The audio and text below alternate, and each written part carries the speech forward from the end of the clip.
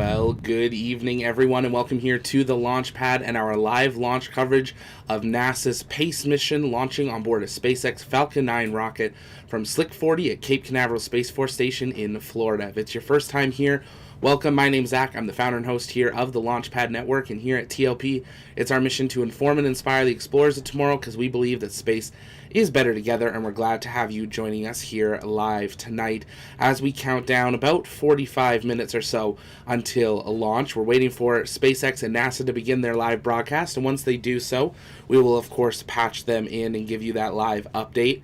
We've been monitoring the weather conditions as we continue through today's countdown, and everything is proceeding well. This mission has been delayed a number of times as we've continued to approach today's next launch opportunity, which was today.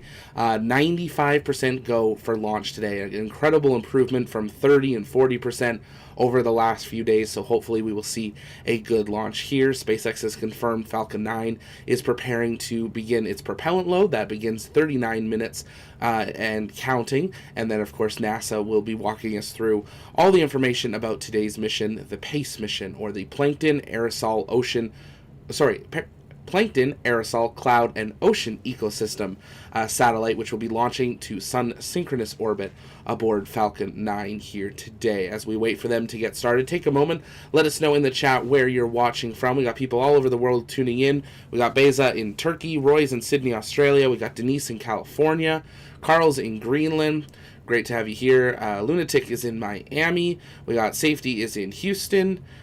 Great to have you all here with us. For the first time, we are also broadcasting over on TikTok, so hello and welcome to everyone there. I see lots of Texas in the chat. We've got Missouri as well. We got Reading, Pennsylvania, West Tennessee with Tammy. Great to see you all here. If you haven't yet, take a moment, engage to the like button, the follow buttons, the share buttons, the repost buttons, depending what platform you are on. If you haven't yet, make sure you follow us over here on YouTube, though, at the Launchpad, and join us on our TLP Discord. It's free to join, and it's where our community hangs out in between streams. I have been in general comms most of today as we've been making some updates to the studio. For those that have watched before, looks a little bit different. It's not totally done, but we're super excited to have done some upgrades there to get to showcase some more of the stuff that you guys have helped us be lucky enough to have in studio. We've got some brand new models from ULA.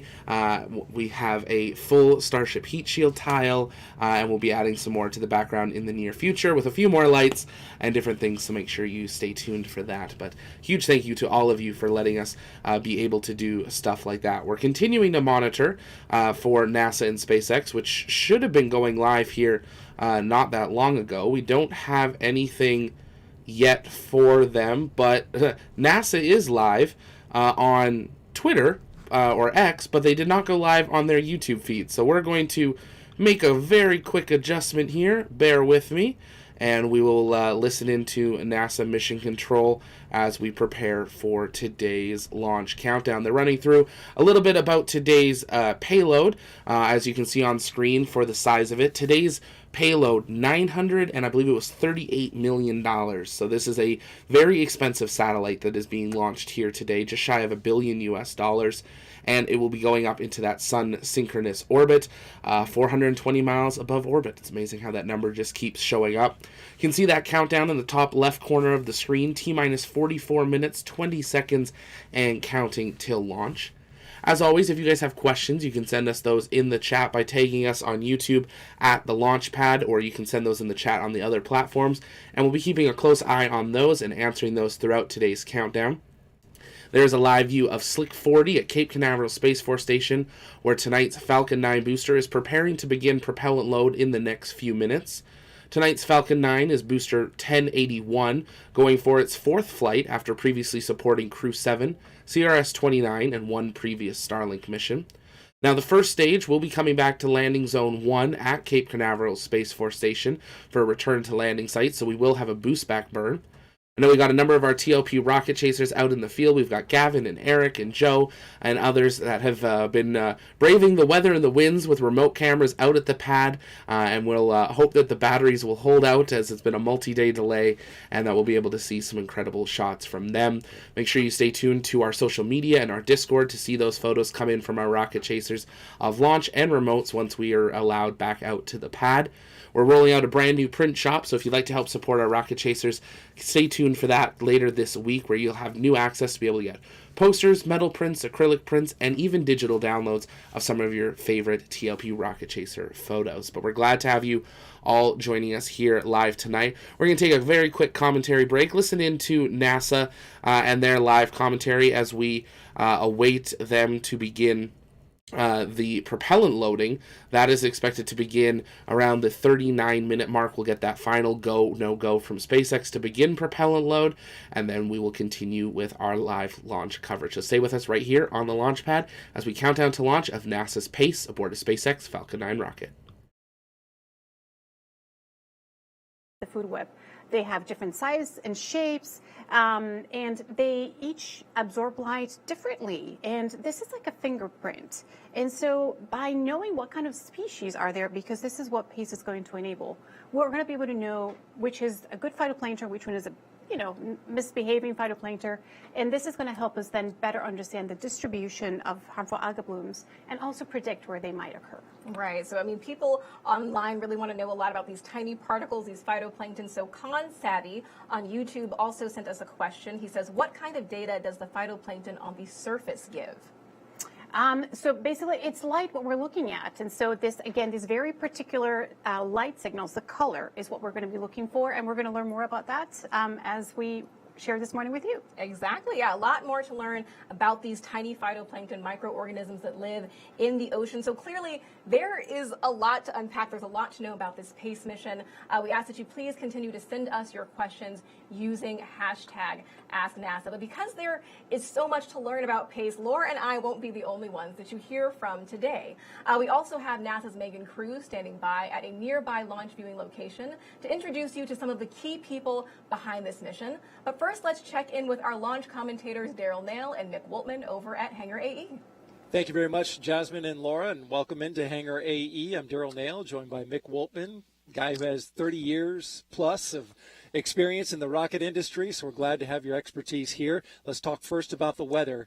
It was a big deal the past few days. In fact, it canceled a couple of launch attempts for the first two calendar dates that we had. Low pressure system came over the state, lots of wind, too high to go.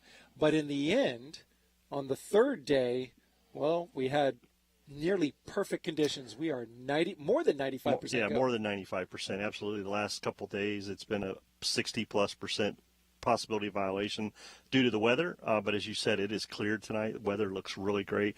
Launch weather officer briefed us just a few minutes ago, and everything is absolutely perfect for a launch early this morning. And there's a look at the rocket and the spacecraft on Space Launch Complex 40 out there at the Space Launch Complex, 40, a slick 40 as they like to call it. And you'll see the spacecraft at the top of the rocket.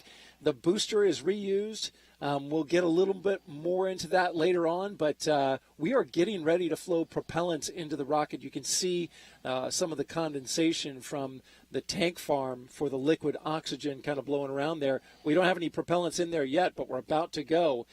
You mentioned the weather. In fact, they dropped the weather brief that they do shortly before going with the propellant. So it's that good out there, folks. Let's talk a little bit about the trajectory. This is the first time in 60 years that we're getting a Cape polar trajectory going out of a mission with NASA.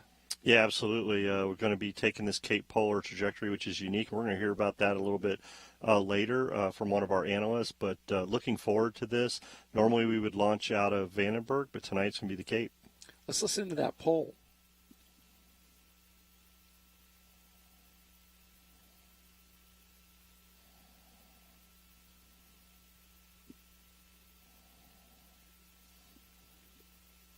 Well, we did hear the poll by the NLM given at T-minus 44 minutes, and so that was good to go. We expect that these polls will get a go, as weather is green across the board, and we've already checked with the spacecraft team. They're good to go as well. Yes, absolutely. NASA's launch manager, Tim Dunn, polled the NASA team and the spacecraft team just before at T-minus 44 minutes, and things looked really great there. Team reporting go across the board, getting ready to load propellants as we get ready to start. So we'll about T-minus 35 in about 3 minutes, we'll get ready to start LOX and RP-1 loading. SpaceX has a number of polls that they do as well.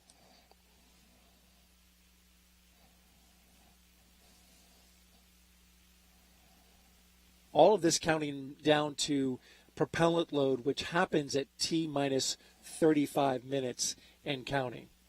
Yeah, correct, Daryl. As we get ready to go, the team is definitely looking at everything, making sure there's checking things through the procedure, making sure the vehicle is ready, and these polls that we have through the evening or early this morning verify that all the systems are ready. And as we said, we heard that poll from NASA earlier, and SpaceX will continue moving forward, getting ready for propellant load. This is a unique trajectory. As we mentioned, Pace is flying today. The first time in over 60 years, NASA is flying a polar orbit from the Space Coast of Florida.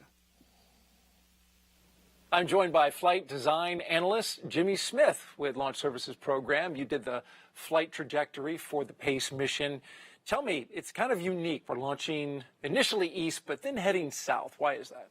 Yeah, so Pace is going to a sun-synchronous orbit, which means it's going to be a near-polar orbit at about 98.1 degree inclination. So we have to launch east and then dogleg to the right to make it to our inclination target.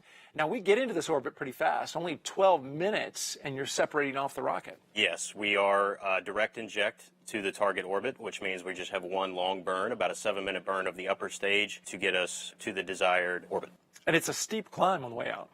Yes, so by the time the upper stage of the vehicle gets to around the West Palm area, we're already at 180 miles up. And then by the time it crosses over the Homestead to Cuba area, it's already beyond the altitude of the International Space Station. Most launch viewers know as the rocket takes off east, you kind of lose sight of it as it disappears on the horizon. But this is going south. Will people along the coast of Florida be able to see it? Yeah, so especially people along the Space Coast will have a really tremendous view of the rocket's ascent and pitch over to start heading south, and then also the return to launch site of the booster. People as far south as West Palm should get a pretty good view. Yeah, if you haven't seen a booster come back, it's always a pretty cool show. Jimmy Smith, thank you very much for explaining that for us. Thank you. Back out to the pad there of the Falcon 9 rocket. Standing ready for propellant load in just about 30 seconds from now.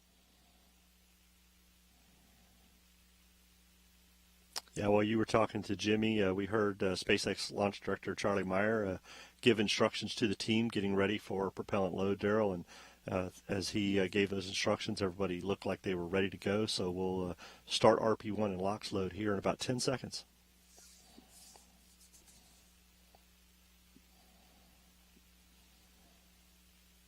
Launch auto sequence has started. And there is the call. They're now flowing RP-1, which is a refined type of kerosene, rocket fuel, into the first stage of the Falcon 9 rocket. So it begins. We'll be tracking the propellant load as we go. Let's take a quick look at the weather graphic for the conditions right now. I want to show you that before we peel out of here. You can see the winds 15 to 20 miles per hour out of the north. Temperature, a cool 59 degrees. And our percent go, greater than 95%. The only concern is a possible cumulus cloud that could come over top, but it doesn't look like that's in the offing today. A fantastic forecast for launch. And with that, we'll send it back to Jasmine and Laura in the studio. Thank you, Daryl and Mick. Wow, more than 95% go. That is great to see. So as we just heard those call outs for loading liquid oxygen, we'll pause throughout today's broadcast for those operational updates so you can follow along with the action. Now let's check back in with NASA's Megan Cruz, who's standing by with the PACE project scientist. Megan? Space Center with me right now is Jeremy Wardell. He is, as Jasmine said, the PACE project scientist. Good morning to you. Good morning to you. How are you feeling being here? Exhausted and exhilarated. Do you know what time it is? I do know what time it is, yes. We are very close to launch. That's why we're here. Talk to me about how important are our oceans, which are beautifully depicted on your shirt, actually. Thank you for appreciating that. Oceans are incredibly important. They produce much of the food that we eat and the oxygen that we breathe, but they also regulate climate and weather. They provide compounds used in medicines. They provide for our economy through jobs and recreation. And we know they're changing with Earth's warming climate. But there's so much left we have to discover and to study, and there are things that are happening on daily scales that affect our everyday lives to generational scales that affect the quality of the lives of our children. Right. So then what will PACE reveal to us about the oceans that we don't already know? Its reason for being primarily is the study of this amazing microscopic, mostly invisible living ocean. Target are phytoplankton. They operate just like land plants, but they're these beautiful teeny tiny algae. Convert carbon dioxide into cellular material that provides the base of the food chain. Sometimes that carbon gets sequestered or stored in the ocean for millennia. Reason we really care about them is we know that they're changing, and there are beneficial ones that feed fisheries. There are harmful ones that close beaches, contaminate drinking water. But the ocean is big, right? So we need the vantage point of space to study them. Perfect. So today we are really great at saying, I see phytoplankton. In an hour, we'll have tools in the toolbox to tell you what communities are there. I love that. And we're not only focusing on the ocean, PACE is also looking at the Earth's atmosphere. Exactly. The ocean and the atmosphere are super interconnected, and you can't understand one without understanding the other. So PACE will provide these beautiful direct measurements of clouds and atmospheric aerosols, which are anything that range from pollen to sea spray to volcanic ash. You care about this because they inform on air quality, on short scales, and on long scales. You want to understand how clouds and these teeny tiny aerosols are warming and cooling our atmosphere. Yeah, I love that we're going so far up the vantage point of space, like you said, to see this teensy bit of things that really help us understand our Earth. That's right. You heard me right. From 400 miles above Earth, we're going to see the microscopic ocean and atmosphere. Great. Jeremy, thank you so much. I do know that you're tired, but I think it'll be worth the wait to stay up and see the launch today. It was worth it so everybody could see the shirt. Awesome. Thank you so much. I really appreciate you being here. Appreciate it too. Back to you, Jasmine. Thank you so much, Jeremy and Megan. So as you just heard, once PACE is in orbit above the Earth, it will help us observe plankton, which are tiny organisms that live in the ocean. So let's take a closer look at how these small life forms are having a big impact on the planet.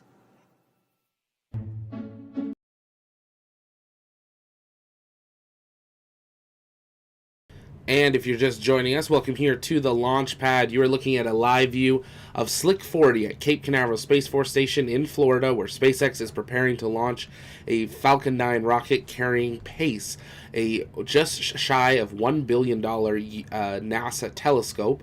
PACE stands for Plankton, Aerosol, Cloud, Ocean Ecosystem, and it's an Earth-observing satellite with a mission that will continue to advance observations of the global ocean color, biogeochemistry, and ecology, as well as the carbon cycle of aerosols and clouds.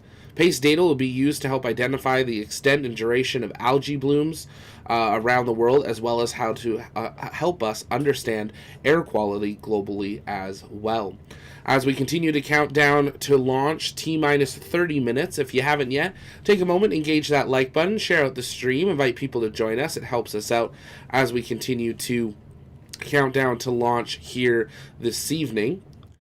As always, as well, if you guys have questions, you can send those in the chat by tagging us at the launch pad, and we will work on answering those live to the best of our ability as we continue through the countdown. We're monitoring a few different feeds that we're getting in from NASA as we continue through today's countdown. Now, I know I saw a couple questions come in the chat, so while we wait for NASA to begin a update on how things are going, a couple of things to note. You can see there on your screen, propellant load has begun on Falcon 9, a great sign as we continue to progress towards tonight's liftoff.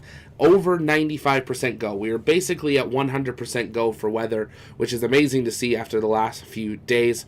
So we're going to answer a few questions. We had one coming in from James asking if it'll be possible to see in Central Texas. It will not be, but if you happen to be in Florida, especially the eastern coastline or Miami and the Keys, you are going to have an incredible opportunity today, as for the first time in 60 years, SpaceX and NASA or any launch company will be launching a rocket to the east. They will be immediately performing a very tight dogleg maneuver that will actually bring the second stage of the vehicle over the mainland of Florida, flying over top of Miami and towards the Keys as they head to a polar trajectory.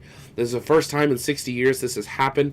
Very rare to see a rocket turn and actually fly over populated land, so it'll be incredible to see. If you happen to be along any part of the flight path and get photos or videos of today, make sure you send us those over on X at @TLPN_official or on our Discord. We'll maybe try to bring a few of those up during the live broadcast or put them out via social media as well. But we're glad to have many of you joining in with us here this evening. You can keep sending in those questions. T-minus 28 minutes and counting till launch for tonight's SpaceX Falcon 9 rocket. We're going to listen back into SpaceX and NASA Mission Control as we continue through the countdown here. But yeah, as we said, if you haven't yet, take a moment, share out the stream, invite people to join us. Make sure you subscribe so you never miss another live launch coverage. Also, it is launch day, so make sure you use that promo code LAUNCHDAY over on the Launchpad store to get 10% off of everything over on the shop. Let's take a look at what NASA's talking. Phytoplankton, zooplankton, all these planktons, and sometimes some other things that just fall from the atmosphere. So we have collected a lot that day because this area is really, really, thick with phytoplankton.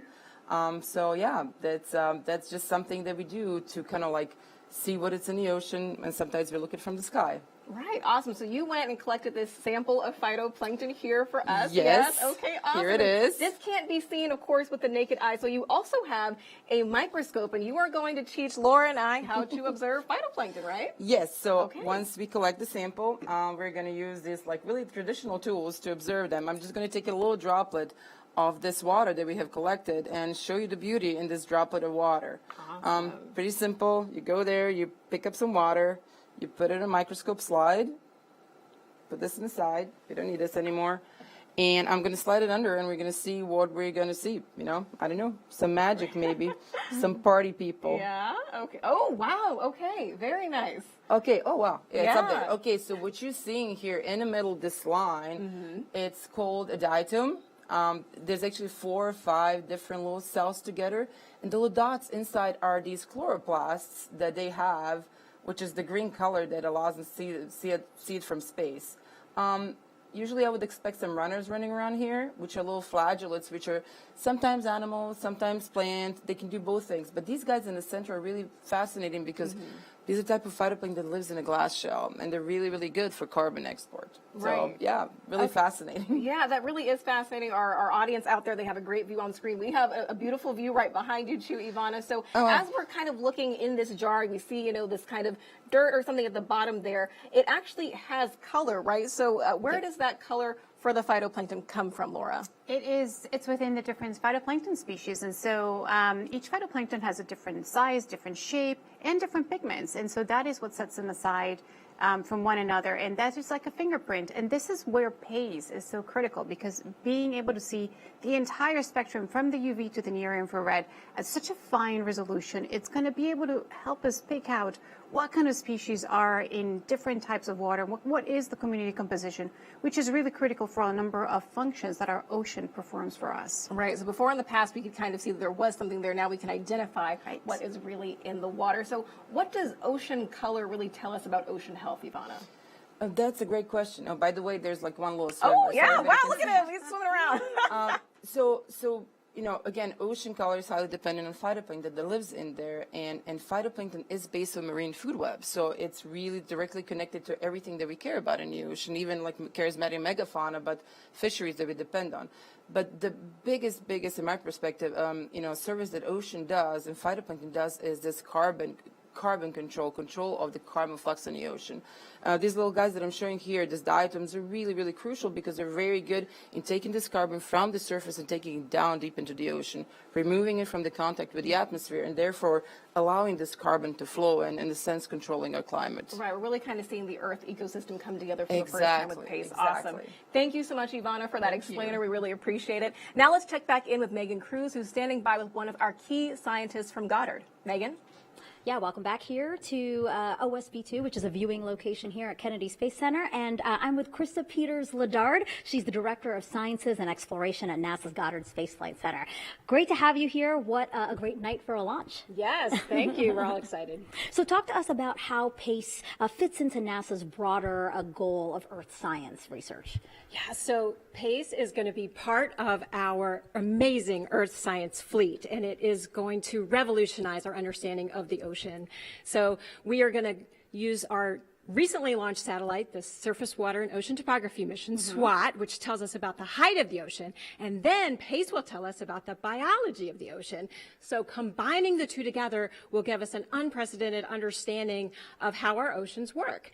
And that's really important for understanding climate change and how the Earth as a system will respond through the carbon cycle as well as the water cycle to changes. Yeah, really great science that's being done on this mission. But then how do people, everyday people, how are they affected by what we learned through PACE? Yeah, so PACE really will impact three key applications areas. So the first is fisheries, the second is water quality, and the third is air quality. Fisheries are so important because we eat fish and we enjoy it, and the base of the food chain comes from the phytoplankton and algae that PACE will help us to understand.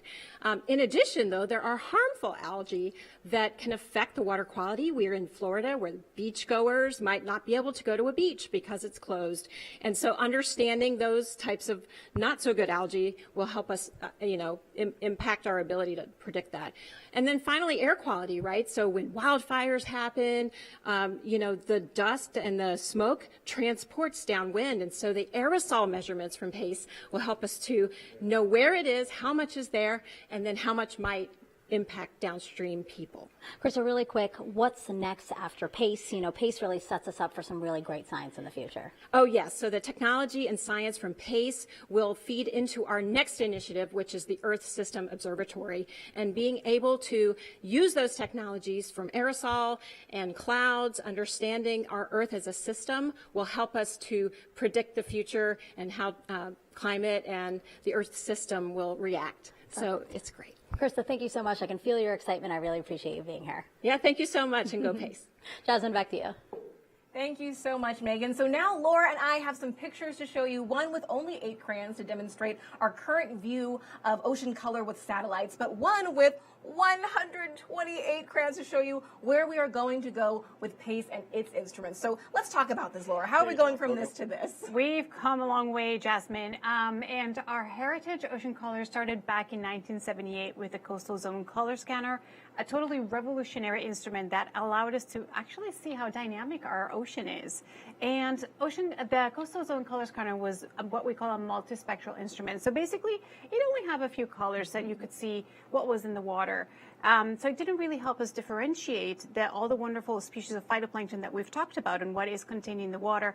And while our technology has advanced and we've been adding bands to our multispectral instruments, we haven't had anything like PACE, which is truly hyperspectral and allows us to see the true color of our ocean. And PACE is not just wonderful because of this, but it also continues that long heritage of over 25 years of uninterrupted measurements that we've had, which is critical to really unravel the trends in climate and ocean change that we have. Right, and there's a lot of data going on here. We also are hearing the callouts as well. We just heard that stage 2 RP1 load was complete. But there is a lot to unpack here with the PACE mission. So, we're going from these 8 crayons, 128 crayons, but really what's important is that the ocean connects us all. So it's only fitting that the PACE team has members from around the globe. Some of the children of those PACE team members sent in well wishes for today's launch. Let's take a look.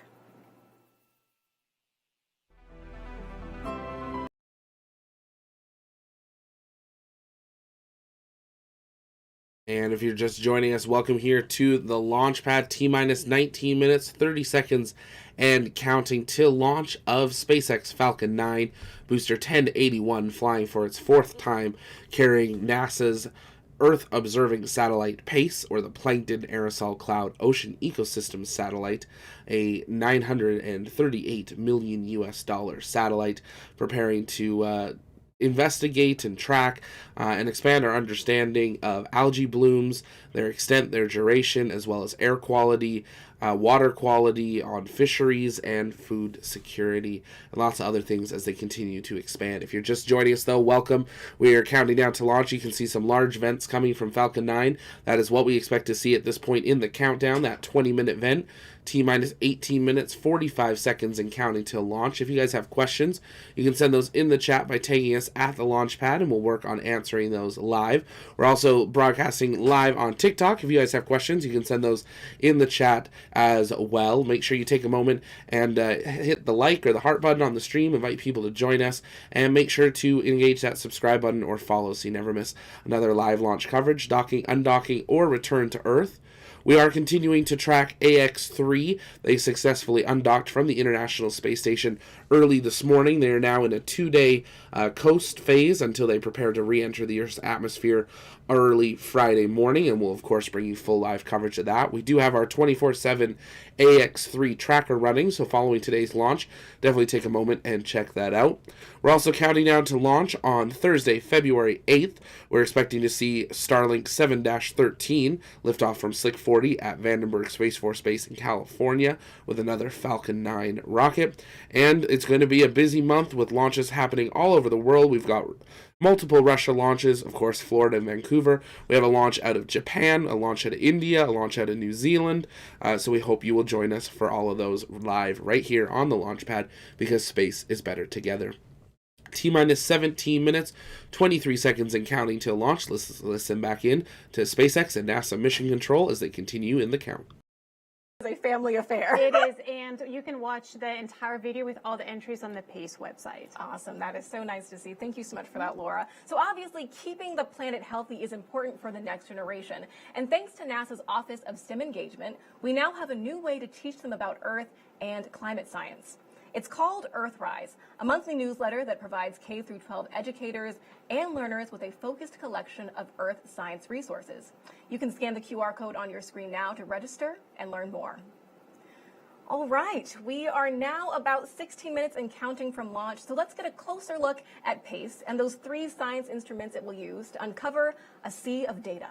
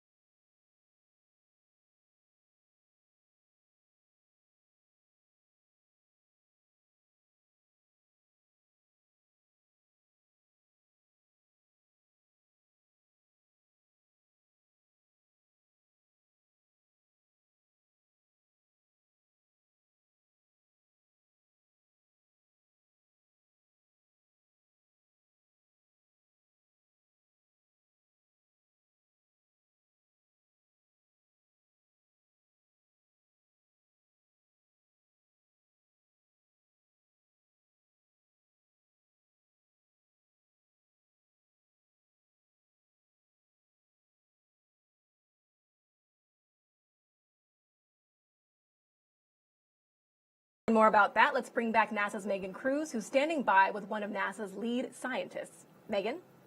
So I'm here now with Nikki Fox. She's the Associate Administrator for NASA's Science Mission Director. She's very cold. She just came from upstairs, and it's pretty windy out there, huh? It is pretty cold still, yes. The weather is still good for launch, so that's really good. Tell me how PACE is another important asset for NASA.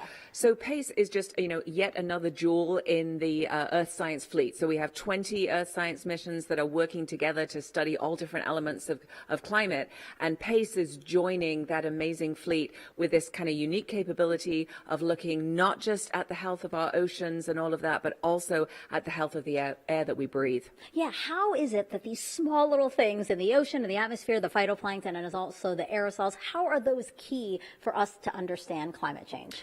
So actually, because phytoplankton are just these amazing little beasties, they're about half the size of a human hair. Wow. They're tiny, and yet they actually they take about 50%. They produce about 50% of our oxygen. They take carbon dioxide out of the air.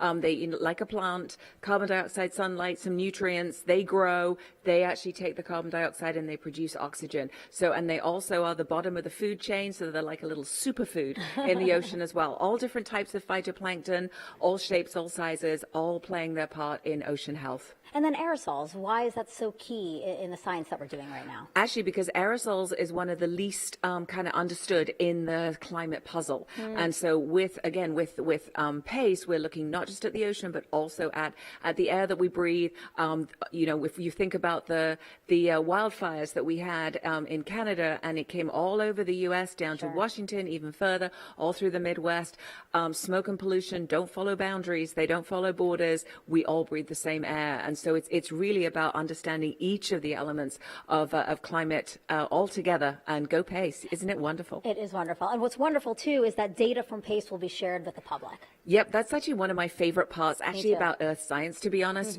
because every single piece of data that they take is so important. And it is about getting this critical data and this sort of cutting edge science with these first of a kind observations that we make with our NASA spacecraft, getting it into the hands of people that need it, people that make decisions, our stakeholders that look after us as a community, make sure the drinking water is safe, make sure that the air we breathe is safe, and then also to our friends that our farmers, our fishers, everybody that really needs this critical data. And so getting it out, making it usable, accessible, making it easy to understand, and also getting it into our Earth Information Center, which you can see at earth.gov. Wow. To sum up everything you said, I mean, go PACE. Go Falcon, go PACE. Go PACE, so please go PACE. Thank you so much, Nikki. I'm so glad that you can come down here and warm up with us for a little bit, and now we're going to go back outside and see a launch. That sounds great. Great. Back to you, Jasmine. Thank you so much, Megan and Nikki. NASA's Artemis missions to the moon could help inform our understanding of Earth's oceans. To learn how, here's your Artemis Moon Minute.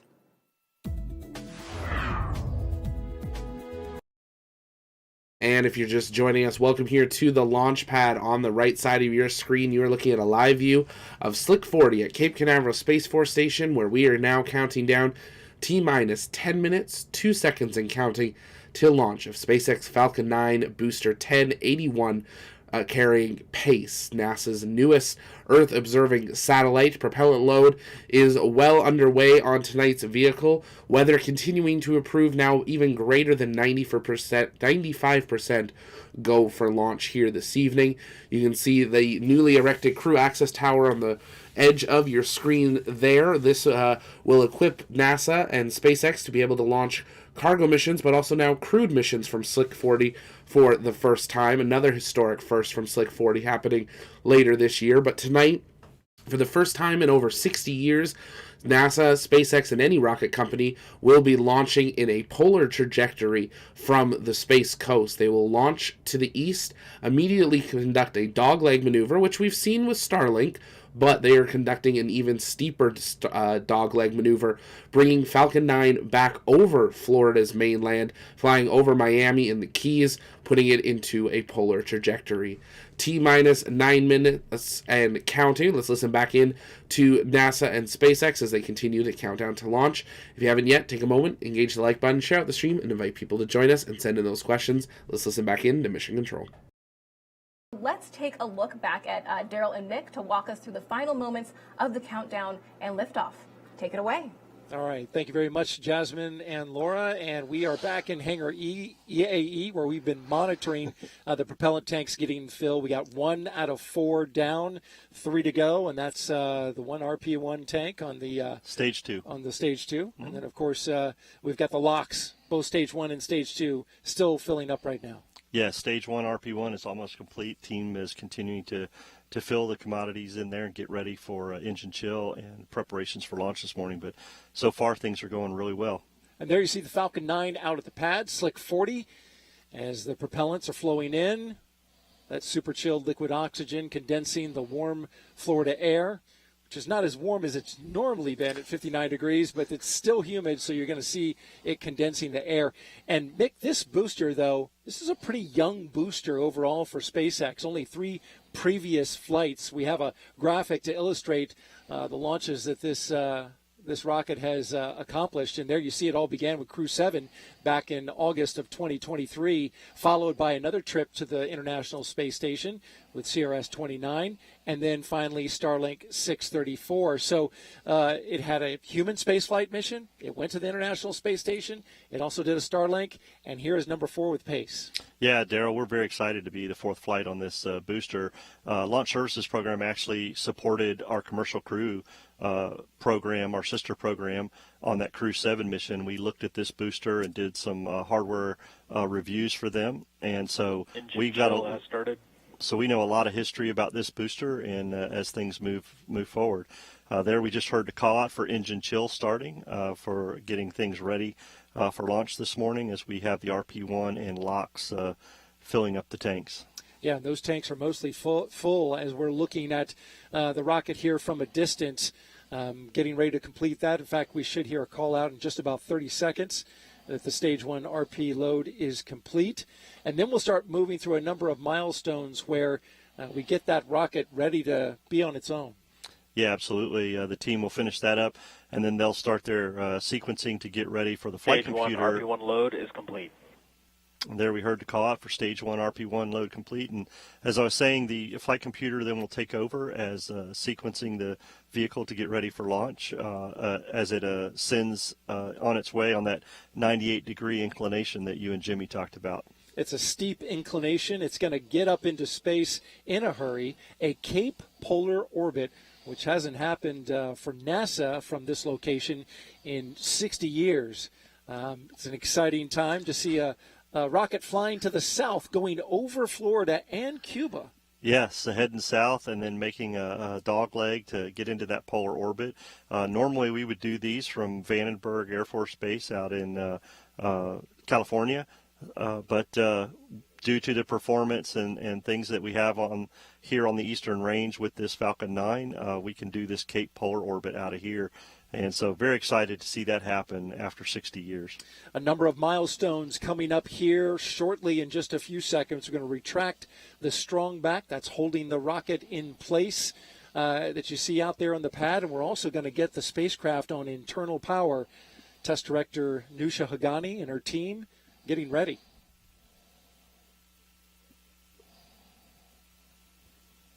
Falcon 9 tanks are pressurizing for strong back retract.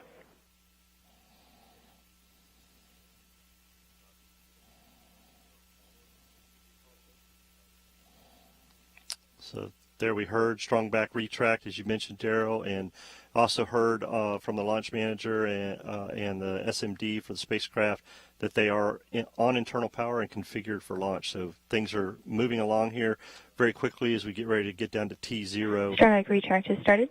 And liftoff pace this morning. And now the strong back will retract just about 2 degrees prior to launch. It'll go further once the rocket lifts off, clearing the way to allow the rocket to go.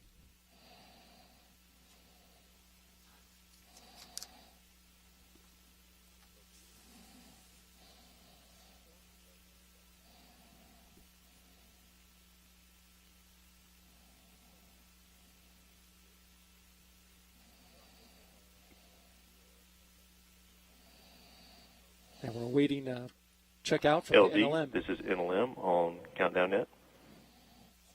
LD. Pace is go for launch. Copy. All right, NLM Tim Dunn giving the go for launch for the NASA team, the spacecraft team, and launch services program. SpaceX now proceeding forward. Yeah, things are progressing. That's good to hear that the spacecraft's on internal power and everybody's ready to go. We should be coming up on LOX load complete here in about 15 seconds for stage 1 and about another minute for stage 2. But as we're looking at the data here in front of us, Daryl, here in Hangar AE, things are progressing very well, and the team is performing admirably this morning, getting this vehicle ready for liftoff at 1:33:36. And if you're just joining us, welcome here to the launch pad. You're looking at a live view of Slick 40 at Cape Canaveral Space Force Station in Florida as we continue to count down the final 2 minutes, 40 seconds and counting. If you haven't yet, take a minute and share out the stream. Invite people to join us. Also, as we always do here at the launch pad, in the final minutes of the count, let's see that go, no go in the chat. If you're on YouTube and are a TLP member, don't forget to use those custom TLP emojis. As we count down the final minutes of the count, we're going to listen into the control nets. I'm going to stop my commentary, but all we can say is go SpaceX, go Falcon 9, and go Pace. Yes, absolutely. Having all this cold LOX in on the first stage and second stage commits us to this time, and things are looking good. There was a slight adjustment to the T0, Mick. It was 1:33 and 32 seconds, but it slipped 4 seconds due to a COLA real quickly. Why is that? Yeah, Stage 2, LOX load is complete. There we hear stage 2 complete, so that's a good sign. But the COLA is our collision avoidance analysis that we need to do to make sure we don't hit something that's in space already as we lift off and ascend this morning.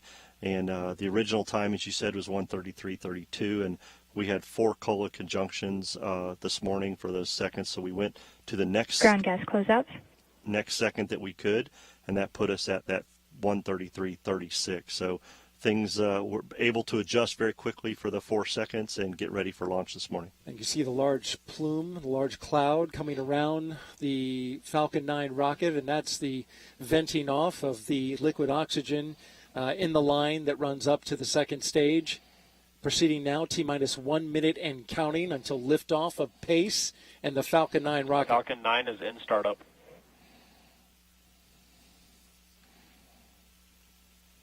So there we hear Falcon 9 is startup, configuring all the systems.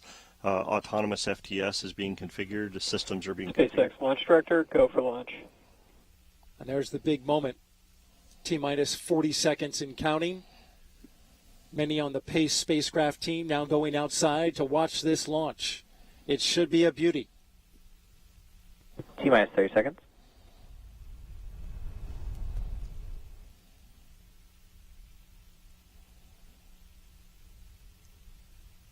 All systems are go.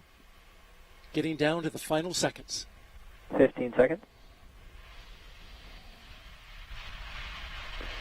T-minus 10. 10, 9, 8, 7, 6, 5, 4, 3, 2, 1. Booster ignition. Full power engines and liftoff of the Falcon 9 and Pace, helping keep pace with our ever-changing ocean and atmosphere. Stage 1 propulsion is nominal.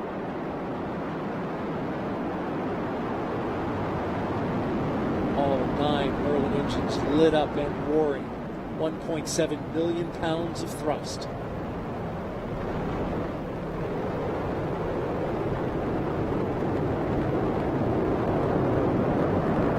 chamber pressures on the telemetry and good. Canaveral 9 engines performing very well. It's great news. Power and telemetry nominal. Makes its steep climb into its orbit. Right about 2 minutes on the first stage. A view from the rocket camera. Dual supersonic. Here we hear Falcon 9 supersonic coming up on max Q, maximum dynamic pressure on the launch vehicle. Max Q. Pass through max Q. The vehicle continues to perform nominally. All 9 engines firing.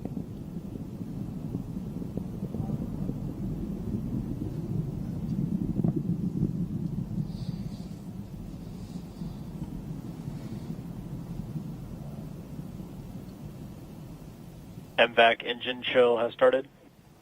Starting to chill the second stage engine to get that ready. They bleed a little bit of LOX in there so it doesn't get thermal shock once they light it up. A view there, looking down the first stage booster. Getting ready to cut off the engine and separate. We'll have a number of milestones all happening quickly in rapid succession. We're about 10 seconds from main engine cutoff, and then we'll have stage 1, 2 SEP, and then stage 2 ignition. I wasn't going to chime in here, but we were listening in. If you're just joining us, we're T plus 2 minutes, 20 seconds into flight, and we're waiting for the view here of MECO, stage separation, and MVAC ignition. But if you look there just a moment ago, you could visually see Falcon 9 beginning to turn and conduct that dogleg maneuver as it is now flying back towards Florida, entering a polar trajectory. There we have it, MECO stage separation, MVAC ignition. We are now having boost back burn as well of the first stage, as it is now getting ready to fly back to landing zone 1 at Cape Canaveral Space Force Station, just a couple of miles south of where it took off. The second stage continuing to carry NASA's just shy of $1 billion new PACE Earth observation satellite into orbit. Everything continuing to perform nominally. We're waiting for that visual of fairing separation. This is when PACE will be exposed to the vacuum of space for the very first time. Looks like that boost back burn has completed. First stage now on its way back to landing zone 1 at Cape Canaveral Space Force Station. Zone 1, which is only a mile or so from our location at Hangar AE, we get quite the thunderclap. Yeah, always love to hear the landing zone back here when we're in the hangar. We're about 10 seconds away from jettison fairing of the payload fairing, exposing PACE to the atmosphere. This is a big moment for the spacecraft team.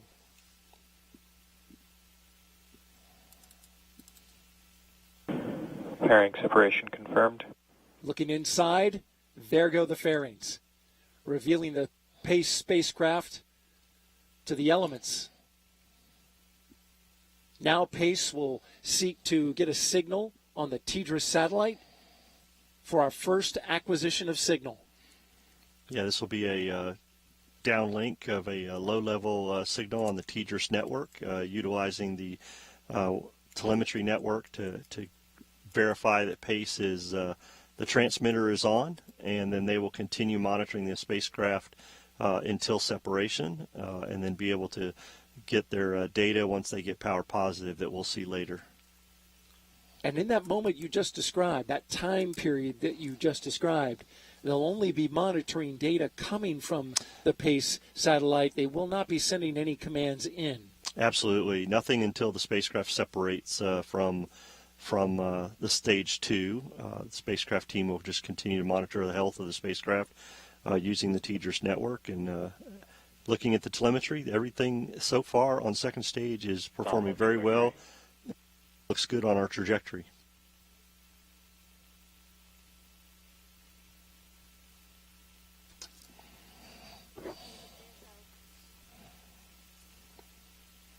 They just made a call. Somebody called ASO, but nobody's answered.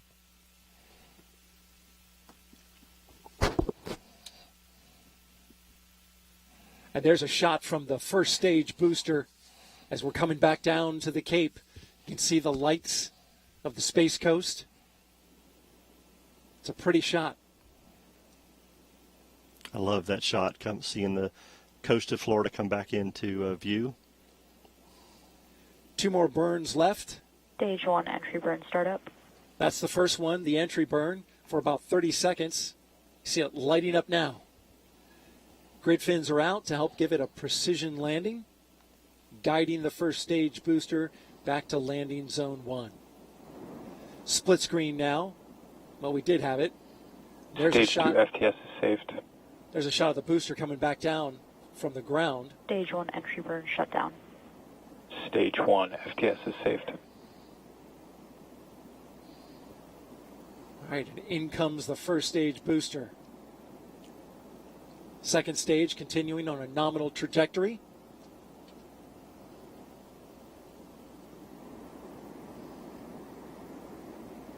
You can probably see us in there somewhere.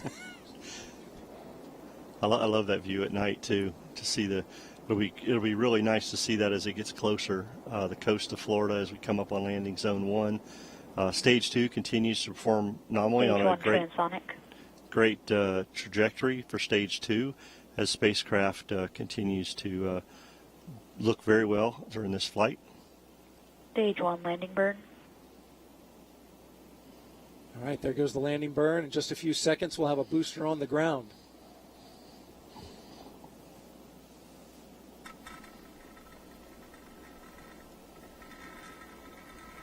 A look from the ground. We hear the thunder here at we Hangar hear those AE. double claps. Landing leg deploy. Here she comes.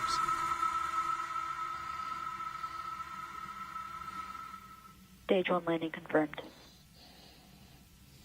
Another pinpoint landing by the first stage booster. Flight number 4 for the first stage in the books. Second stage continuing to burn on a 7.5 minute direct inject into orbit. This will be a quick ride, Mick. Very quick as it continues to perform very well. We're looking for this to continue firing, and we'll get second stage cut off at around T plus 10 minutes, but things look very well on the telemetry. Vehicle's performing very well, and MVAC is nominal. The second stage on a Cape polar trajectory hasn't been done by NASA in the past 60 years. SpaceX, though, has done it 11 times. This would be the 12th.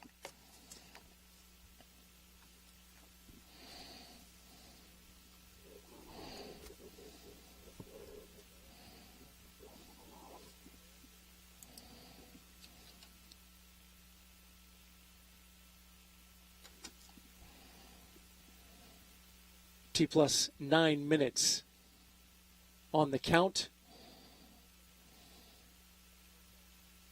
Just about 3 minutes left. Actually, check that. Just about a minute left on the stage 2 burn. There will only be one stage 2 burn.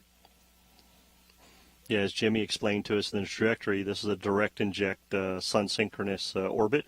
So just a single burn for the stage 2 this morning. And things continue to look well. Chamber pressure on MVAC and trajectory look nominal.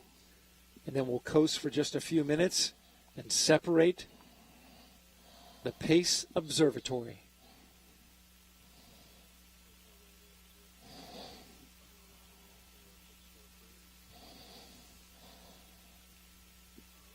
Standing by for stage 2 cutoff, known as SECO 1.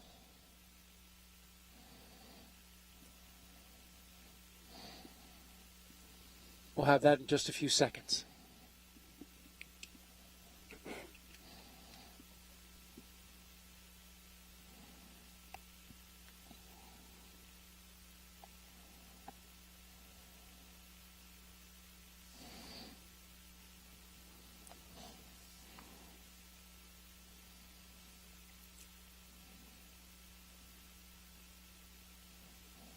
MVAC shut down. All right, there you have it. Now we're going to coast for a few minutes and take a look at the forward-facing camera so we can see the Pace spacecraft, which is being monitored by the spacecraft team.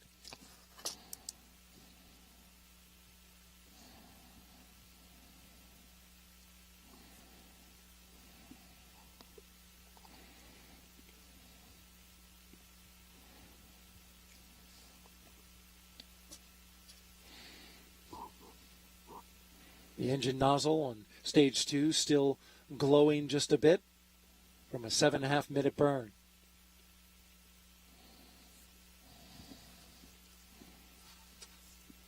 The all telemetry on stage 2 looks nominal for the flight. Looks like a very good stage 2 performance so far. So we'll see how things go as we get ready for spacecraft separation. Now just about 1 minute away. This is a big moment for the PACE spacecraft team, one in which they're holding their breath a bit. There you see PACE now.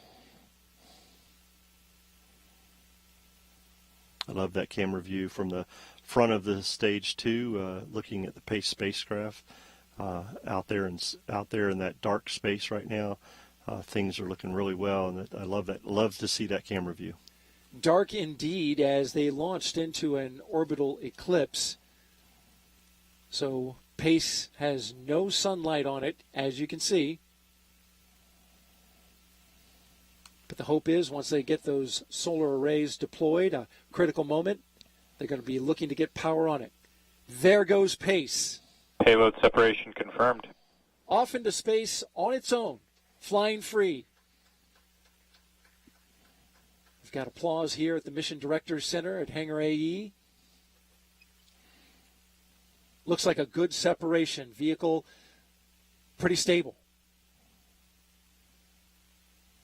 Yeah, launch vehicle performed very well today, and glad to see PACE separated. We've got a few more milestones that the team will be working on to get PACE to power positive.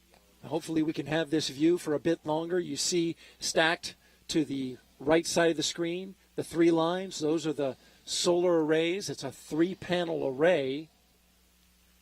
And once the guidance and navigation control system senses that it's got basically nulled the rates, the spacecraft is stable, it'll start to deploy those solar arrays.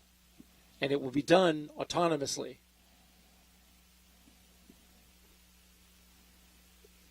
It's dark out there, so we're starting to lose our view.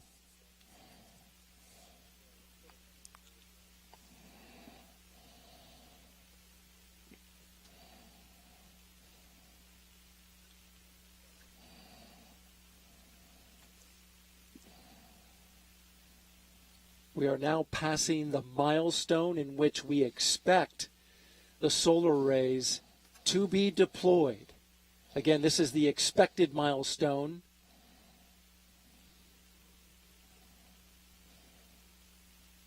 It's dark out there. Again, no sunlight.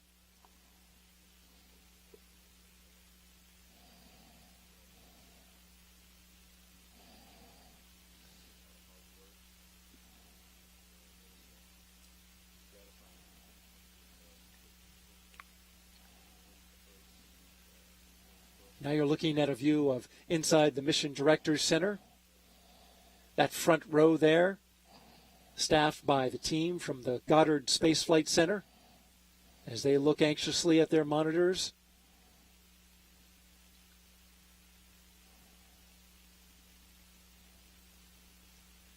The solar arrays are expected to take a few minutes to deploy. If it holds to the milestone,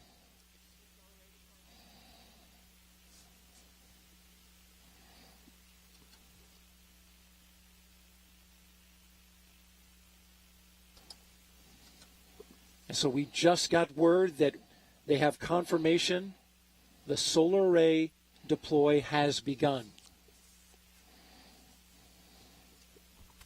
Again, solar array deploy has begun for the spacecraft. It's a 3-panel array. It's a critical milestone. And what goes hand in hand with that, Mick, is for the GNC, the Guidance, Navigation, and Control, to get that spacecraft and that solar array sun pointing. Can't do it yet because there is no sun in its current state.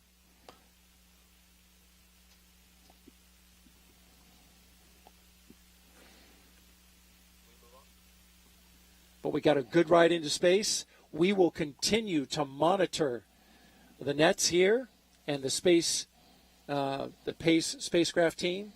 But in the meantime, We're going to send it back to Jasmine and Laura.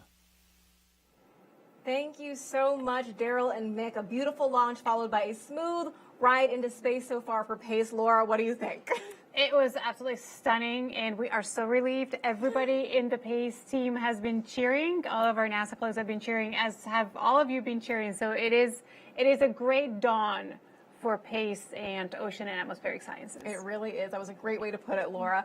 So if you are just joining us, you are watching NASA's official coverage of the PACE launch. That's the Plankton Aerosol Cloud Ocean Ecosystem. It lifted off about 16 minutes ago aboard a SpaceX Falcon 9 rocket from right here on Florida Space Coast.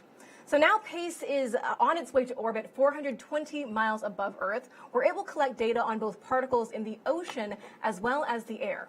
Let's take a closer look at how those are connected.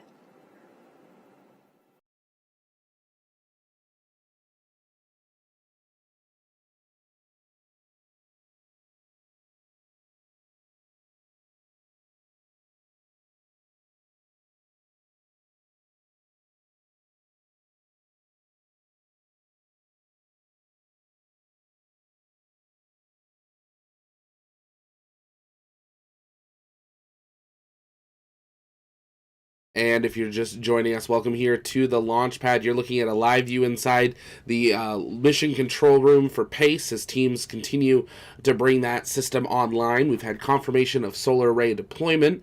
Now we're waiting for PACE to coast to where it will have its first light from the sun. It did launch into kind of an eclipse with the sun and the Earth positioning. That's going to go through a bit of a dark coast phase before it actually is able to get to a point where it can reach some sunlight and then confirm that it has pointed its rays towards the sun, fully powering on and confirming it's online. We are T plus 18 minutes, 12 seconds, and counting into today's flight. We are listening into mission control as we continue to wait for updates and listening in for updates from our TLP rocket chasers who are out in the field covering today's flight. So make sure you stay tuned to our social media to see any photos that they captured from launch or from our remote cameras out at Slick 40.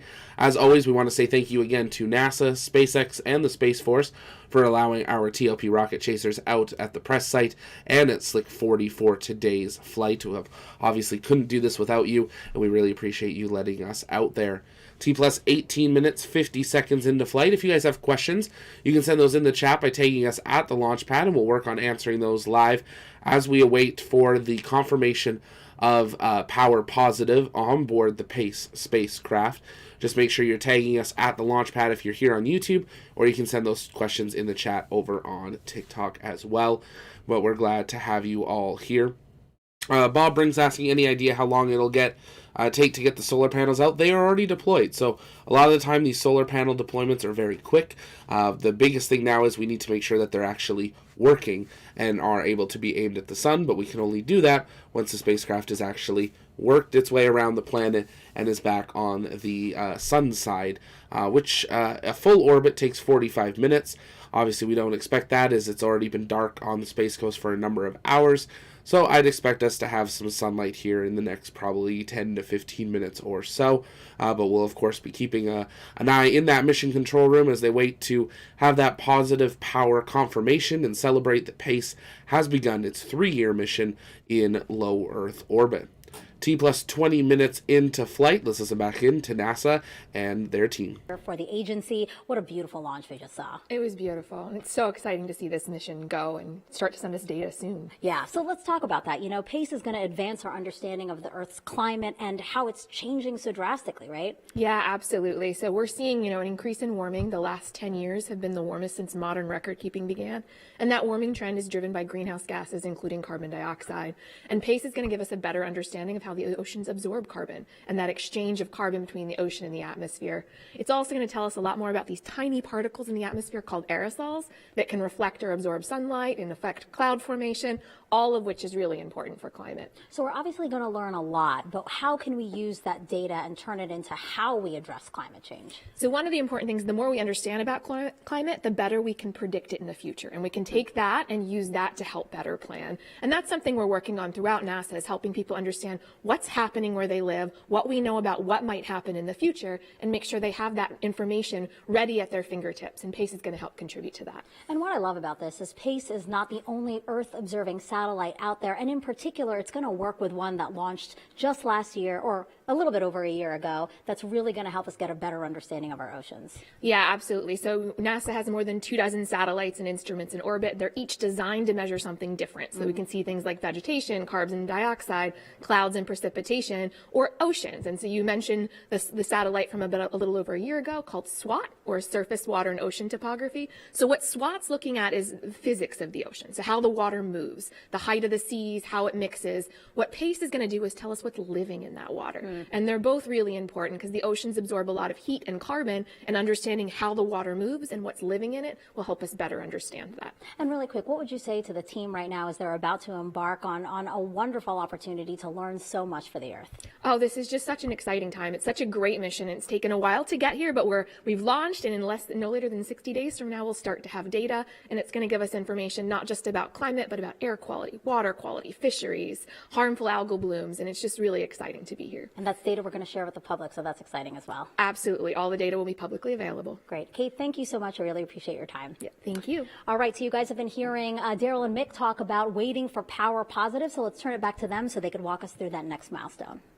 Thank you very much, Megan. Back here at Hangar AE, we heard some brief applause when we had the spacecraft separate, but now comes the big moment, getting that confirmation that the solar arrays have deployed and they're catching sun. We got a little ways to get there.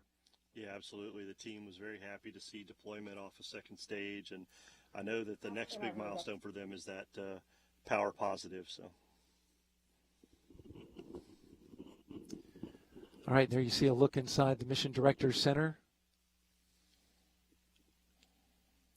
as the teams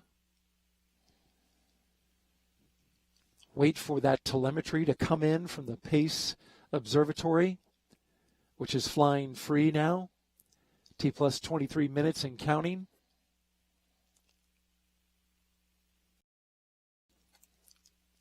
PACE launched into an orbital eclipse. And so once the solar arrays are presumably deployed and it comes out of the eclipse, the spacecraft will automatically orient itself towards the sun, and that's when the team will be able to see that power flowing through the solar panels at a rate that would tell them that it's sun pointing and it's in the right place. Sun pointing and charging that battery back up. You know, they've been on internal power, using that battery power for flight, and so that solar panel will help them get the vehicle charged back up and continue their mission. That's right. Those batteries are key, Mick. As we learned throughout the program, this PACE spacecraft orbits the Earth every 98 minutes. And as it does so, when it goes in from the sunny side to the eclipse side, those batteries help power it through the dark phase. And so charging those batteries are key to PACE carrying out its mission.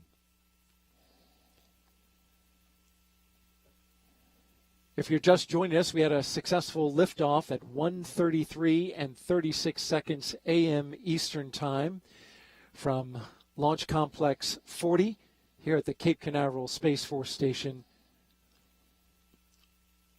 We rode the first stage of a Falcon 9 rocket for several minutes before it separated, came back down to LZ-1 after about 7 minutes. Stage 2 of the rocket then flew PACE for about 7.5 minutes, ultimately separating around 12.5 minutes after liftoff. And we watched as PACE went on its own into space. and separated from that stage 2. It was in the midst of an eclipse, so it was a quick goodbye. We saw it go off into the darkness of space. Yeah, I'll tell you, the pictures from stage 2 were incredible. Not only watching PACE separate from stage 2, but just continuing on its way to perform this exciting mission that we've heard all about this morning. But that video, just, it was exciting to watch that and be a part of this. And I know the PACE team is anxiously awaiting that power positive information. But, we got PACE where it needs to be and on its way. So this is a great start to the launch this morning. Jim Free, NASA's Associate Administrator, is here on hand. He is there in the control room. You can see him in the second row in the middle, the fourth from the right.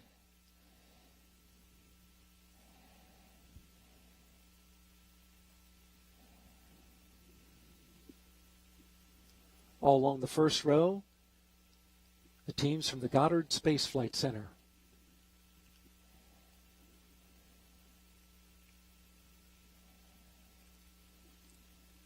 They have a team back at Goddard that is online as well, the Mission Operations Center, and that's where the spacecraft will be commissioned.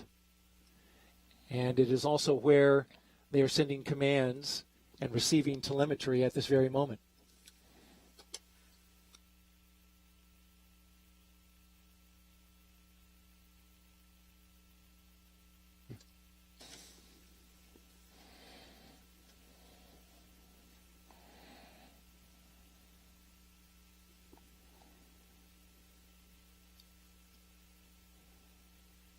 I spoke to PACE Test Director Nusha Hagani, and she relayed to me that these are some tense moments. As a team watches and waits to get that confirmation that the sun is shining on the solar arrays and it's oriented in the correct direction.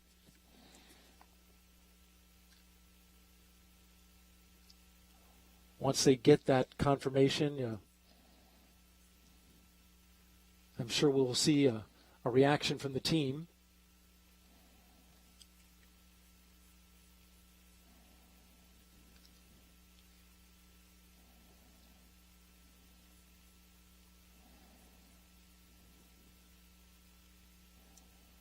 According to the milestones, we are at the point in which the Goddard spaceflight team can command the spacecraft after waiting for a period of time as it came off of the second stage. That's so they don't get anything mixed up with the second stage of the rocket as it's going into a disposal burn and the spacecraft is going on into its orbit.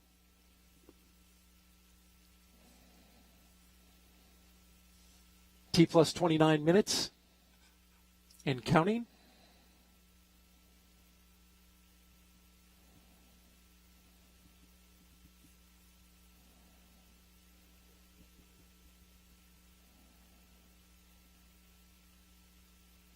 We are now into the moment where we would expect the milestone of power positive to happen, but we also know and have been told by the Goddard team that it could take a little longer.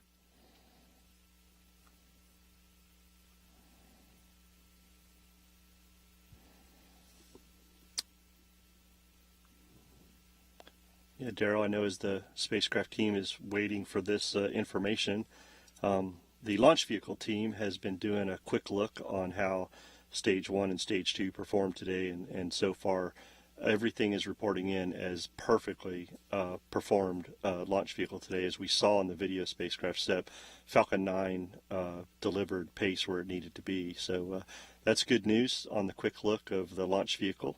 And I know that the PACE team is excited to be where they are, just waiting for that power positive confirmation. Great report out there, Mick. And as PACE was delivered to an orbit 674 kilometers, about 400 miles above the Earth's surface.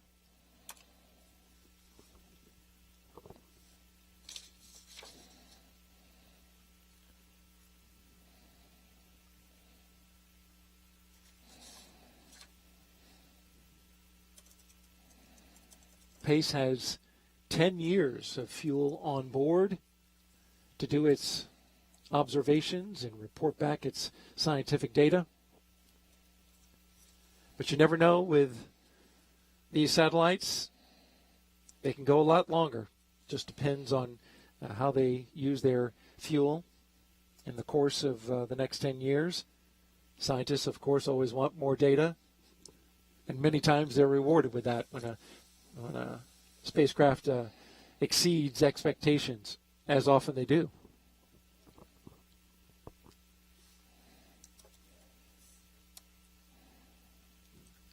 Again, if you're just joining us, we are awaiting confirmation of a milestone called Power Positive.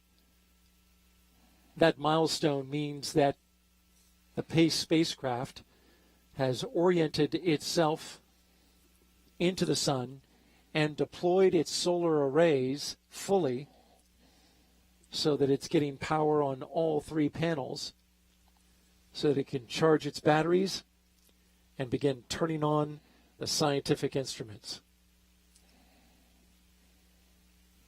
T plus 32 minutes and counting.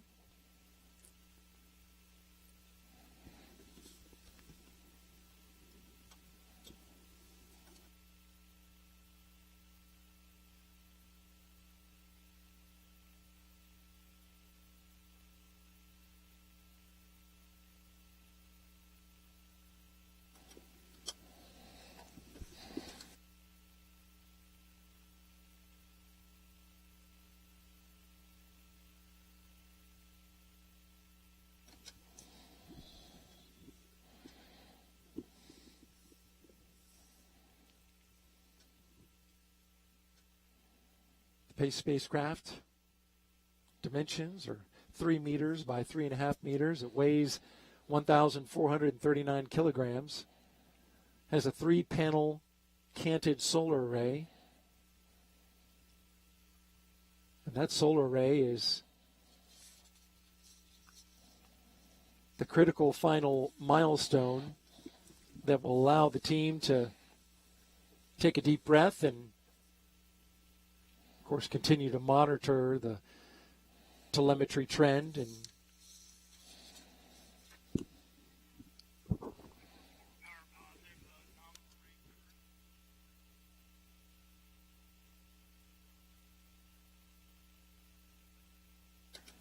all right, you can see the applause there in the Mission Director Center. The spacecraft team happy to report that they have power positive on the Pace spacecraft. Again, the final milestone, power positive on the solar arrays on the Pace spacecraft. That's great news. Congratulations to the Pace team. Absolutely. This is a big moment. Successful mission.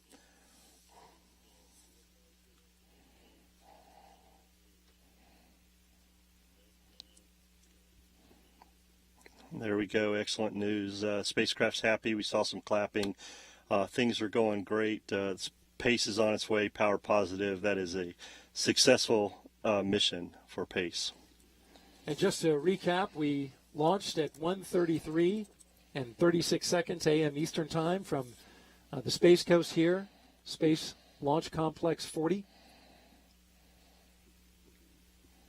We rode the Falcon 9 for about 7.5 minutes and then got into space.